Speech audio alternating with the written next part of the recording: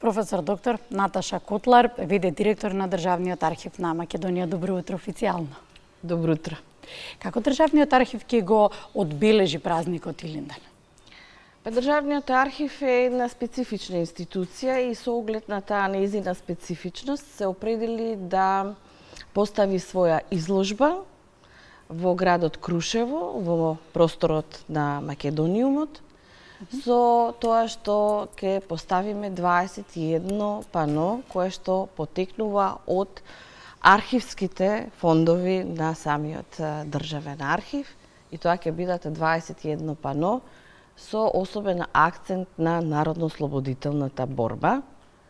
Но знаете, ние постојано секое време сме активни, покрај тоа што имаме и печатени и јавни настапи, ние сме секогаш и отворени, така што поприлично сме и активни, но и сме во континуитет на нашата отвореност кон јавноста. Особено значење има Државниот архив, на тоа ќе дадеме посебен акцент во прашање, но денеска, на денешен ден, ги отворате портите за истражувачи. Зошто? Знаете, тоа е должност на секоја архивска институција. Но мора да биде така, со оглед дека имаме ние национален празник. А националниот празник го води пак своето потекло од 2 август 1944 година, од одлуката која што е државнотворна и каде што се вели дека Илинден ќе биде државен и народен празник или преведено национален празник. Така што од сето тоа потекнуваат и нашите обврски, активности. Знаете, архивот е таква институција покрај тоа што го собира во себе севкупното, но значајно народно богатство, идентитетско, научно, општествено, е институција која што е отворена и кон науката и кон управата. Многу е важно да се почитуваат корените, но како вие, Државниот архив одговара на модерните предизвици? Па секако, сега сме во период на искушение, ајде така да именувам. Морам да признам дека она што можело да се направи во претходниот период, а не е сторено, сега ние како генерација стоиме пред фактот дека мора да се спроведе дигиталната трансформација секако, која што е неопходна и за самиот чин на вработените во самиот архив, бидејќи знаете ние не сме само една институција како зграда во градот Скопје. Ние имаме уште 9 подрачни единици низ целата територија на Македонија. Го имаме и градскиот архив во Скопје, имаме архивски единици во Куманово, Тетово, Велес, Штип, Струмица, Прилеп, Битола, Охрид. Така што на тој начин ние мораме да одговориме на она што представува задача на секоја архивска институција, да се грижи за архивското наследство, а знаете, еден од основачите на архивската дејност во Македонија, првиот директор на Државниот архив, Димче Мире, кој што е асномец, така не поврзува сето тоа. Да. Има истакнато дека ако немате соодветна архивска дејност, ако немате архив, немате ни нација. Од тука произлегуваат сите наши должности. И веројатно најголемиот предизвик е се во ова што го кажавте, да се принесе на помладата генерација. Да. Во тој контекст ве прашувам пред каков предизвик сте да објасните за значењето на архивските документи. Апсолутно. Значењето на архивските документи е самиот факт што ние имаме улогата да истакнуваме нешта кои што се многу значајни, а значајните работи ги откриваат научниците. Архивот е таква институција при што од целокупниот фонд на архивски материјал, едниот е обработен, но секогаш има и обработени и необработени.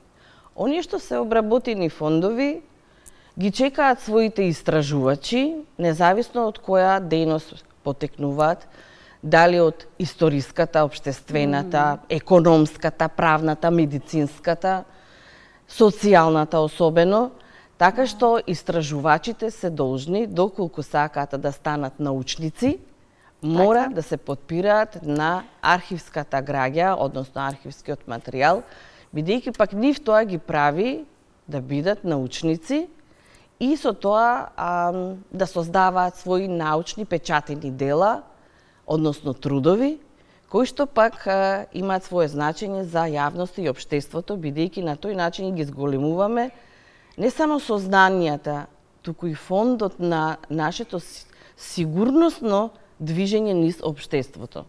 Во контекст на сево ова, колкав е интересот на истражувачите? Имаме ли нова генерација и колку до крајот, поради тоа што многу фактори се во прашање, и финанси се потребни, време и така натаму, достапност на документи и така натаму, колку на крајот излегуваат научни трудови? Научни трудови секогаш има. Независно, знаете, во науката вие не можете да мерите квантитет, бите не квалитетот. Колку се публикуваат? Да. Се публикува, меѓутоа, еве, да речам, новата гарнитура во архивот се определи тежиштето да го остави на публикување на архивски документи кои потекнуваат од нашиот архив, воедно да се публикуваат документи кои потекнуваат и од странските архиви, а историографските трудови да ги препуштиме на институциите чија нивна дејност е. Така. Бидејќи се случи во еден период да се печатат повеќе историографски наместо документарни. Ние ги сакаме зборниците на документи, тие се изворот за научниците, тие треба да ги обработуваат, тие треба да ги толкуваат. Тие се оние кои што треба да им представува документарниот материјал во смисла на архивски, базата од каде што ќе создаваат научно дело, а тоа научно дело е потребно во општеството. Има ли млада генерација?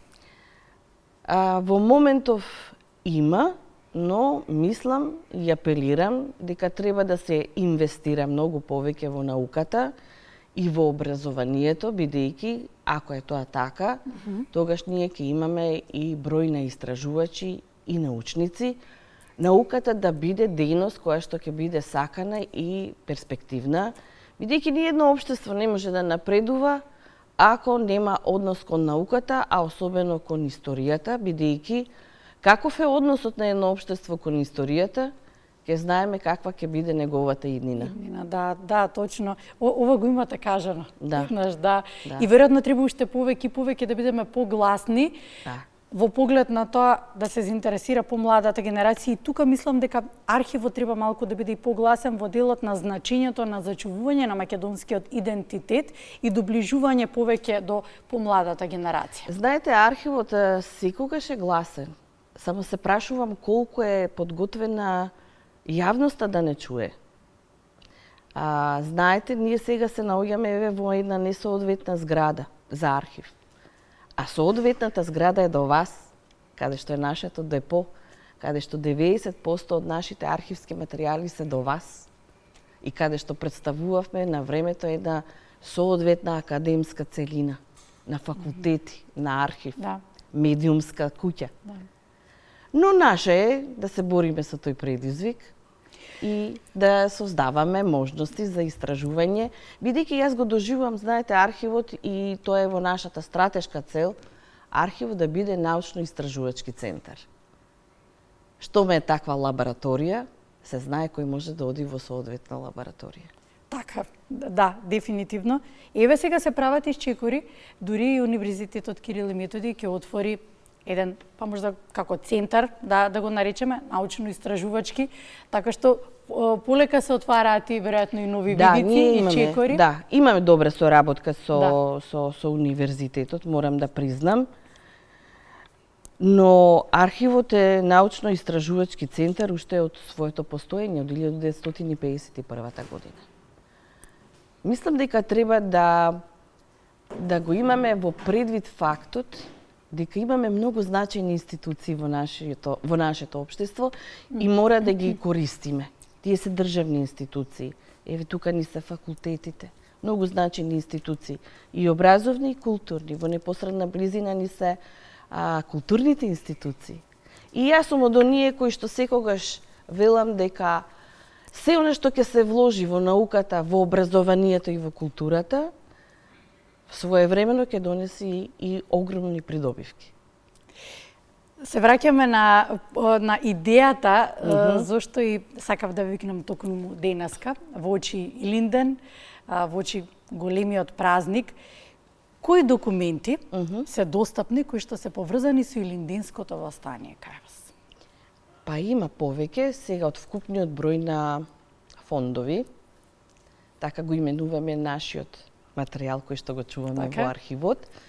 Значи, генералната бројка е позната, преку 7700 фондови имаме.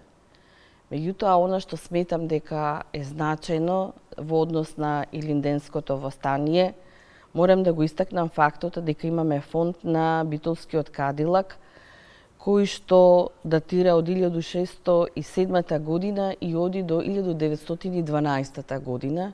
И тука сме интересни за нашите архивски соработници од Турција, бидејќи во цело само го има во Македонија. Исто така е битна рубриката која што имаме или фондот Румелиска област, која има своји гранични години од 1902 до 1908, Битолскиот вилајет, каде што се случува Илинденското востание во најголемиот интензитет, Солунскиот вилајет. И морам да спомнам она што го има Битолскиот архив, оделение поточно, фондот на Манаки, каде што покрај една архивска граѓа во својот конвенционален израз, има и многу фотографии. Значи, ги издвојувам сега најбитните, но ги има преку 30-тина. Има и фонд Македонско прашање и така натаму. Тоа ќе го знаат истражувачите кои ги, поканувам да создаваат научни дела од областа на историјата на македонскиот народ. И тука ќе се запознаат со историја многу интересна, мислам дека е таа од социјалното и културното живење во османлиската држава на македонскиот народ, бидејќи од тука па произлегуваат и други теми. И она што ме прашавте на почетокот, јазикот, идентитетот, преку културата тоа се разоткрива и се емитува во јавноста. Отворен ли архивот за прибивање на нови документи? Секако, тоа му е една од должностите. Ние се трудиме, имаме прекрасна соработка со некои архиви, особено со турските архиви. Да, тоа и ќе ве прашав. Имаме прекрасна соработка со чешките архиви, неодамна потпишавме договор, кој што ги чекаат своите истражувачи. Секако имаме и соработка со Црна Гора наскоро, со Хрватска, со архивот на Југославија, особено каде што сме дел од таа маса на сукцесори, каде што имаме свое наследство во тој архивски материјал.